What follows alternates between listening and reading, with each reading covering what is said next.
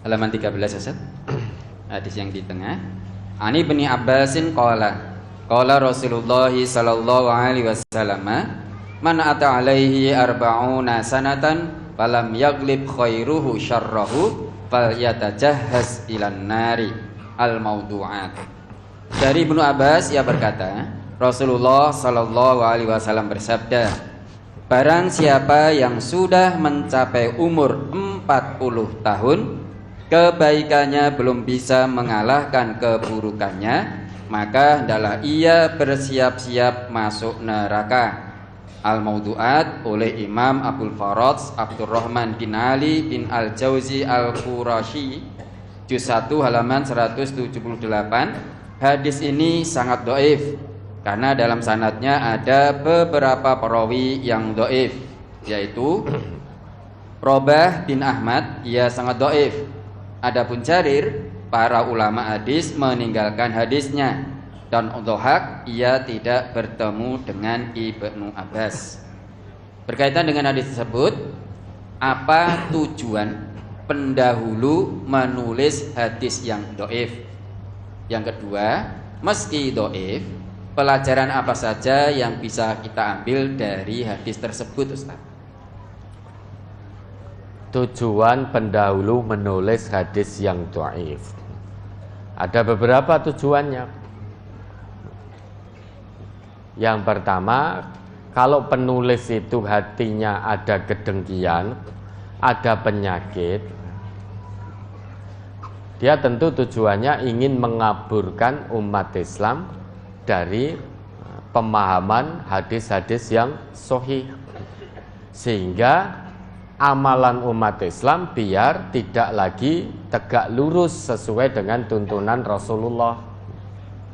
Itu kalau penulisnya dengan sengaja punya penyakit dalam hatinya, tentu tujuannya akan seperti itu. Terus kemudian tujuan yang kedua mungkin memang karena belum mengetahui, sehingga dituliskan waktu itu. Karena dulu untuk mengetahui hadis itu sahih atau tidak, itu tidak semudah sekarang.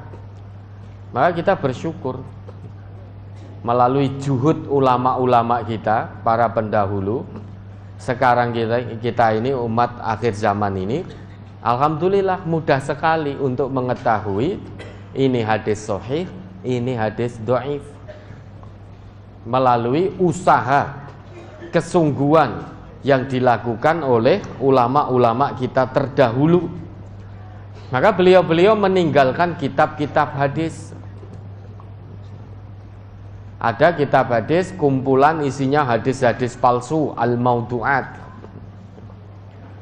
Tentu untuk mengetahui hadis ini palsu atau dhaif atau apa, ulama kita sudah melalui usaha yang luar biasa,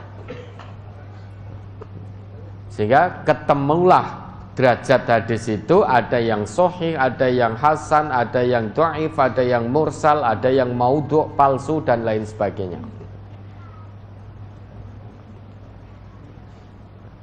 Beda dengan orang yang memang bukan ulama, atau ulama tapi ingin merancukan amaliyah umat Islam. Kan ada tau dulu ulama-ulama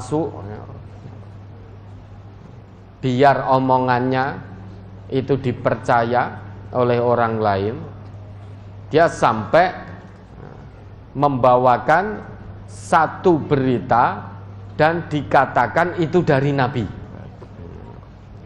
padahal itu bukan dari Nabi, padahal itu hadis palsu, tetapi dikatakan itu dari Nabi. Mudalis, kan banyak dulu yang mudalis, ya, menyembunyikan sanad biar tidak diketahui. Jadi yang disebut hanya yang masyhur saja, melakukan kebohongan dalam sanad. Hanya disebutkan satu perawi yang masyhur kesikohannya. Tetapi perawi-perawi yang lain tidak disebutkan.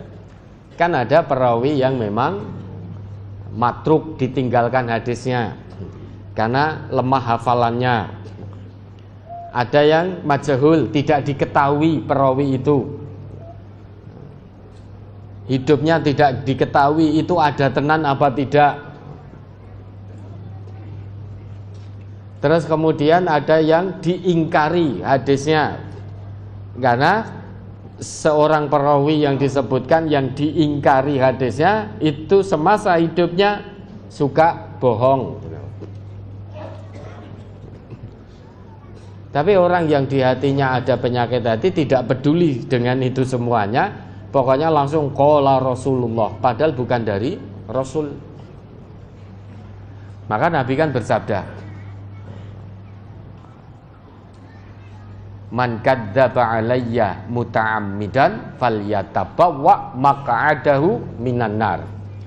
Siapa yang sengaja berbohong atas namaku, yaitu atas nama Nabi, bukan dari Nabi tapi dikatakan dari Nabi, padahal dia tahu kalau itu bukan dari Nabi, hanya untuk menarik perhatian lawan bicara, hanya untuk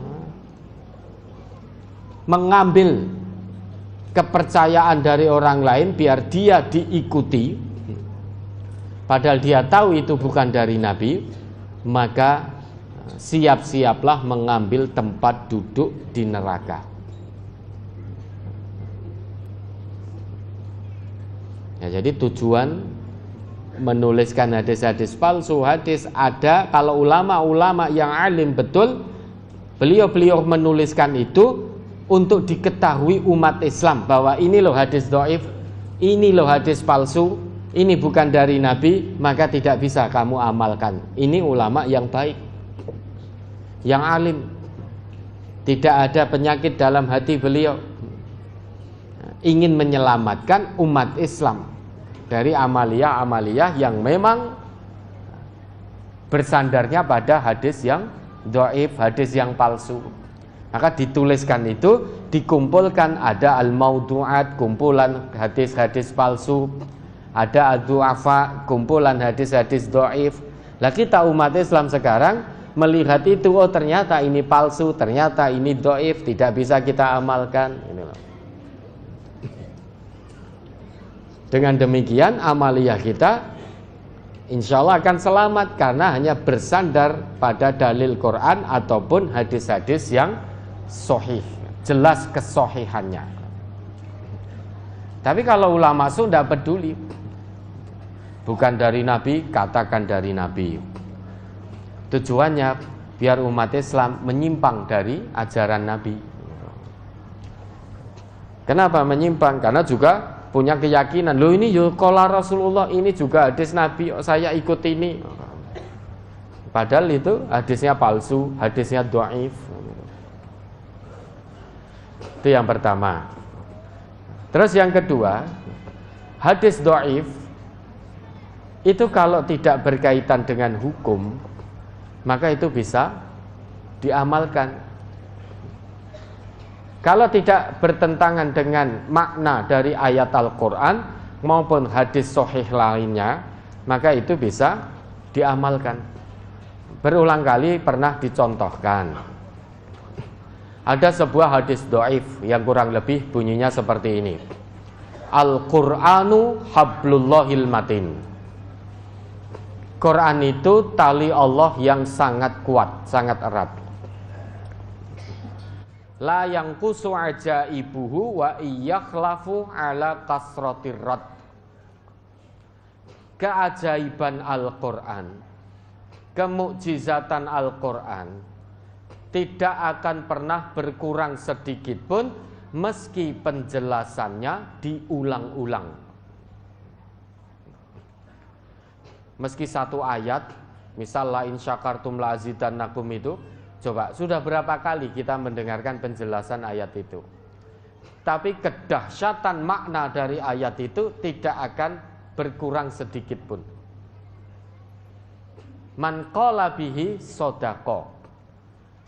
barang siapa yang bicaranya sesuai dengan petunjuk Al-Quran, bicaranya pasti benar. Waman amila bihi rasyada, dan barang siapa yang beramal sesuai dengan petunjuk Al-Quran, amal perbuatannya pasti lurus, tidak bengkok, tidak menyimpang. Wa man i'tasama bihi hudiya ila siratim mustaqim, dan siapa yang beramal sesuai dengan Al-Quran, maka dia akan ditunjuki ke jalan yang lurus. Hadis ini dhaif, tetapi tidak bertentangan dengan makna Al-Quran dan hadis sahih lainnya.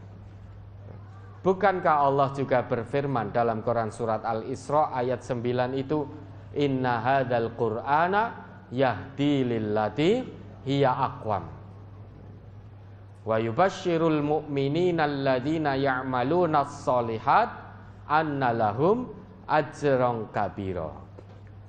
Sesungguhnya Al-Quran ini akan senantiasa menunjuki manusia ke jalan yang paling lurus. Maka siapa yang bicaranya sesuai Al-Quran, pasti bicaranya lurus, baik. Siapa yang amalnya sesuai Al-Quran, pasti amalnya lurus, karena beramal sesuai wahyu, bukan beramal berdasar hawa nafsu. Kalau berdasar hawa nafsu bisa dipastikan menyimpang, karena innan nafsa la ammaradum bisu. Kalau orang itu beramal sesuai Al-Quran, amalnya akan lurus. Maka hadis itu meski dhaif tapi bisa dijadikan pegangan, karena sesuai dengan ayat Al-Quran, sesuai maknanya dengan hadis sahih lainnya. Tapi kalau hadis dhaif itu berkaitan dengan hukum dalam syariat, maka tidak bisa dijadikan hujjah, tidak bisa diamalkan, karena berkaitan dengan hukum dalam syariat ini. Yang bisa dijadikan hujjah dalam syariat ini, terkait dengan hukum syariat ini, hanya hadis-hadis yang sudah jelas kesohihannya. Nah, terus apa ibrah pelajaran dari hadis ini yang sangat dhaif ini? Di sini dijelaskan, di sini tersebut bahwasanya Nabi bersabda, man ata alaihi arba'una sanatan falam yaglib khairuhu syarrahu falyatajahhaz minan nar, falyatajahhaz ilan nar. Siapa yang telah berusia 40 tahun, kebaikannya belum bisa mengalahkan keburukannya, pahalanya belum bisa mengalahkan dosanya, maka siap-siaplah untuk masuk neraka. Pelajaran berharganya apa? Orang ini kan berarti semakin menua, 40 tahun sudah semakin mendekati kematian, sudah semakin dekat dengan kuburnya, sudah semakin tua, sudah semakin tua, sudah semakin habis jatah hidupnya, semakin dekat dengan kuburnya, kok masih suka berbuat dosa, masih terus hobi melakukan kemaksiatan demi kemaksiatan, masih tidak mau enggan untuk berbuat baik, masih senang beramal toleh daripada beramal soleh. Mau hidup sampai kapan? Allah sudah beri waktu hidup 40 tahun, kok ternyata masih suka bermaksiat, tidak senang untuk taat, senangnya berbuat dosa, tidak senang untuk berbuat sesuatu yang berpahala. Sudah Allah beri kesempatan hidup 40 tahun, mau berapa tahun lagi untuk bisa beramal soleh? Wong kematian itu kapan saja bisa datang kok. Kalau sudah 40 tahun ternyata belum cukup menjadikan kita dekat kepada Allah padahal kita sudah kenal Islam sejak lama, butuh berapa puluh tahun lagi untuk tobat nasuha. Ini artinya jangan ditunda-tunda untuk berbuat baik, jangan ditunda-tunda untuk beramal soleh.